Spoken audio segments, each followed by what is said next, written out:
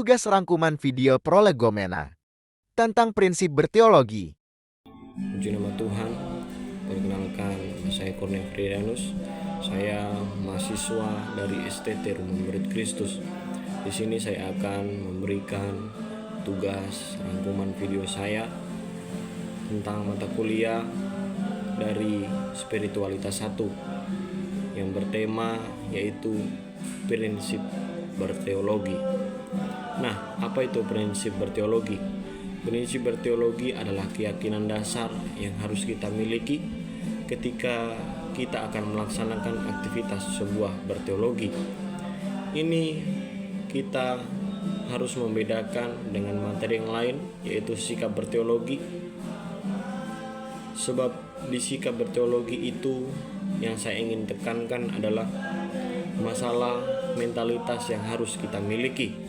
Sementara di prinsip berteologi yang saya akan ingin tekankan dengan tentang keyakinan dasar hal-hal yang menjadi aturan utama. Ketika kita berteologi, ada beberapa prinsip yang akan saya kemukakan. Dan kita akan mulai dengan prinsip pertama, yaitu teologi harus memuliakan nama Tuhan. Kenapa teologi harus memuliakan nama Tuhan? Karena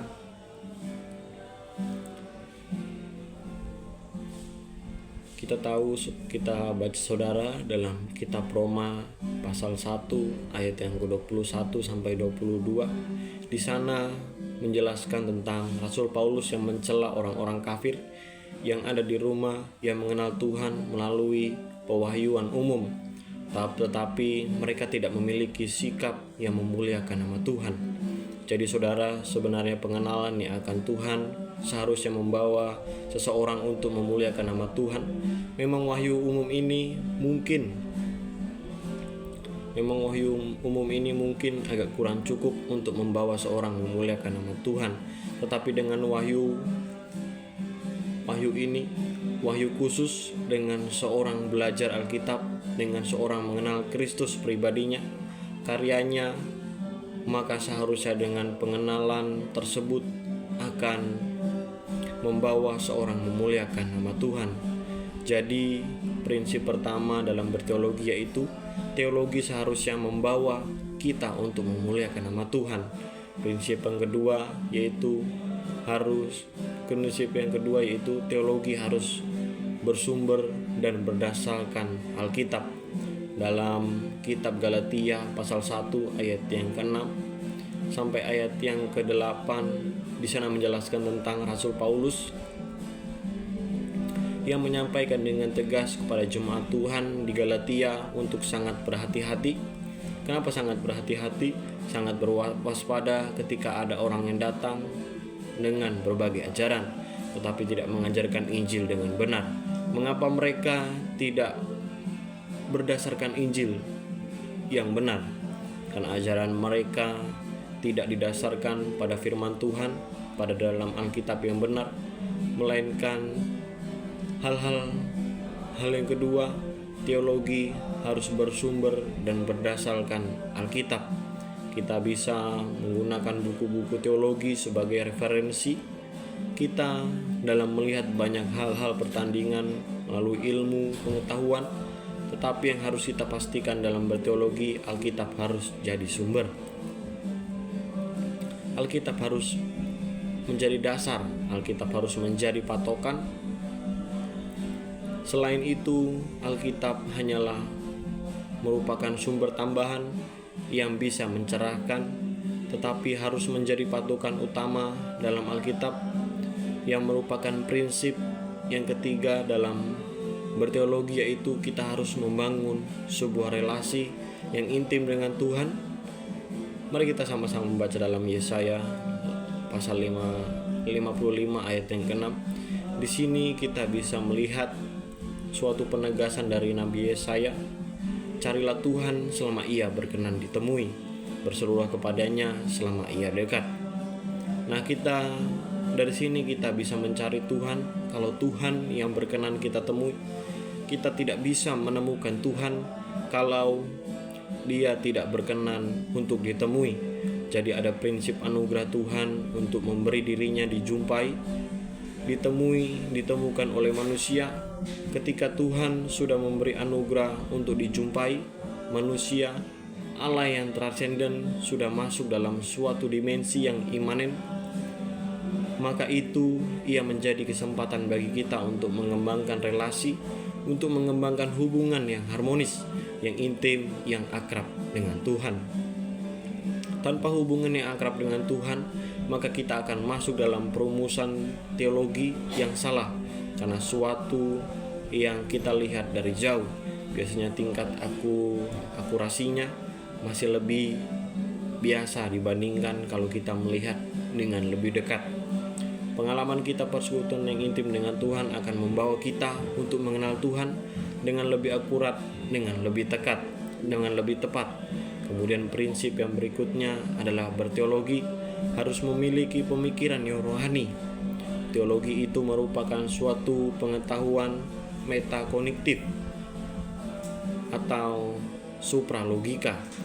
Nah, karena itu maka kita berteologi, kita harus mempunyai pikiran yang rohani. Jadi pikiran yang rohani yang saya maksudkan adalah pikiran yang melampaui kebiasaan berpikir dunia.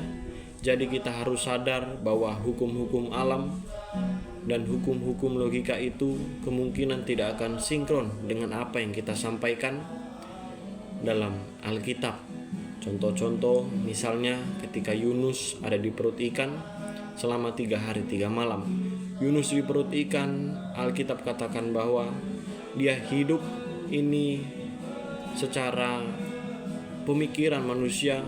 Bagaimana mungkin dia bisa ada dalam perut ikan dan tetap hidup? Tidak mungkin, saudara. Tetapi itulah yang terjadi. Kemudian Yesus memberi makan 5.000 orang juga dengan 5 roti dan 2 ekor ikan. Kalau tidak ada pemikiran rohani, ia akan mengatakan itu adalah suatu kemustahilan. Atau Yesus berjalan di atas air, itu pun perlu baru berpikir secara rohani sehingga dia mampu untuk mengerti, mampu untuk menerima kebenaran firman Tuhan. Ada sorga atau ada neraka. Hal-hal ini hanya bisa dijangkau secara rohani. Kemudian mengenal sifat-sifat Tuhan itu juga kita bisa jangkau dengan secara rohani. Jadi yang saya maksudkan bukan untuk membatalkan pikiran-pikiran manusiawi kita, tentang logika kita, tentang empire kita, bukan. Tetapi kita tidak membatalkan, tetapi berteologi harus melampaui jadi kemampuan berpikir jasmani. Jadi intinya adalah kita mungkin berteologi hanya dengan mengandalkan kebiasaan-kebiasaan kognitif atau pemikiran logis, harus dengan tindakan yang lebih tinggi yaitu metakognitif dan superlogika. Dan prinsip yang berikut untuk mengembangkan teknologi perlu menyediakan yang teliti, komprehensif yang mendalam.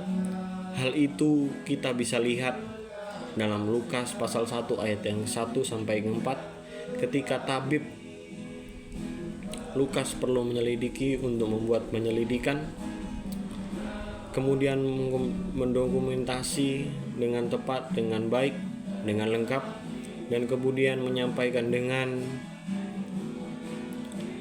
lengkap, dan kemudian menyampaikan kepada Theophilus secara terperinci, secara sistematis, sehingga akhirnya si Theophilus ini yang ragu akhirnya bisa diyakinkan tentang kebenaran firman, kebenaran Kristiani.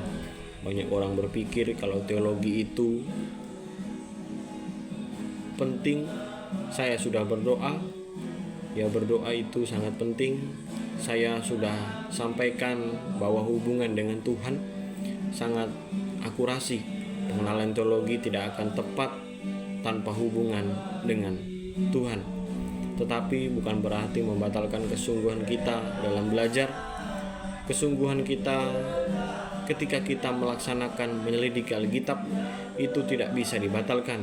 Jadi sampai kita kuat di suatu sisi saja, misalnya dia di doa sementara kita lemah ketika kita belajar firman Tuhan, seharusnya kita menjadi suatu pondasi atau persekutuan yang intim dengan Tuhan melalui doa dan pujian dan penyembahan.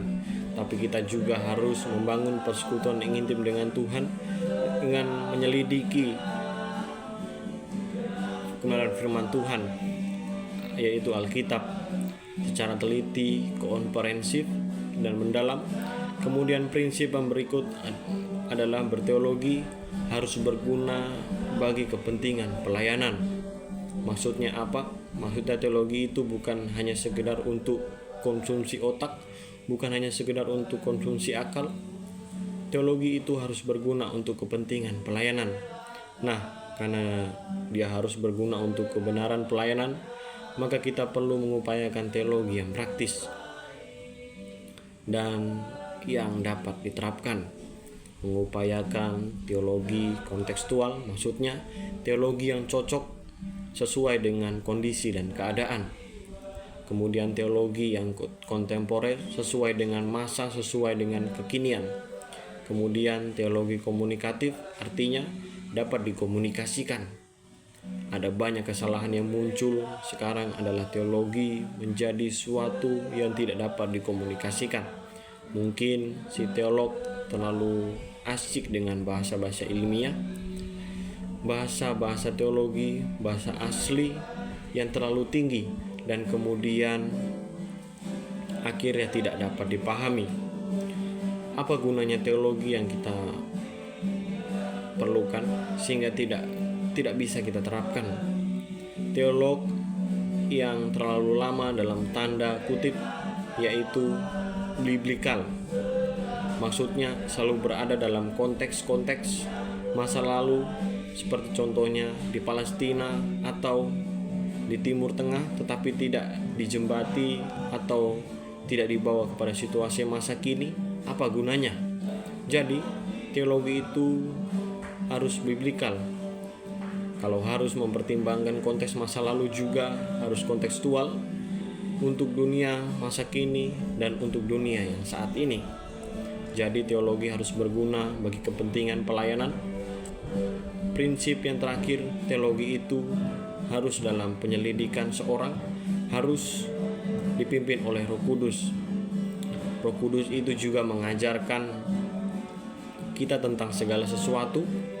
Jadi semua kegiatan teologi seperti menyelidiki atau eksplorasi, kemudian berpikir atau interpretasi, kemudian menilai atau evaluasi, kemudian kegiatan berteologi seperti merumuskan atau mengkonstruksi suatu pemikiran atau konsep itu sesuai, semua harus dipimpin oleh Roh Kudus. Roh Kudus itu menjadi pengendali dalam proses berteologi dari hulu sampai hilir, saudara. Ketika kita menjadi seorang yang berteologi, maka Roh Kudus itu mengalihkan mulai dari awal berpikir, kemudian dia mulai mengumpulkan data informasi, dokumentasi yang menyelidik Alkitab, dan membuat perumusan, kesimpulan, menganalisa. Semuanya kegiatan-kegiatan berteologi itu harus dikendalikan secara propolis dengan pengendalian Roh Kudus. Kita akan menghasilkan suatu teologi yang sehat, yang berguna, yang baik, dan demi hormat dan kemuliaan nama Tuhan. Puji nama Tuhan. Inilah penjelasan tentang rangkuman video saya tentang prinsip berteologi yang dapat saya jelaskan. Kurang dan lebihnya mohon dimaafkan. Sekian dan terima kasih.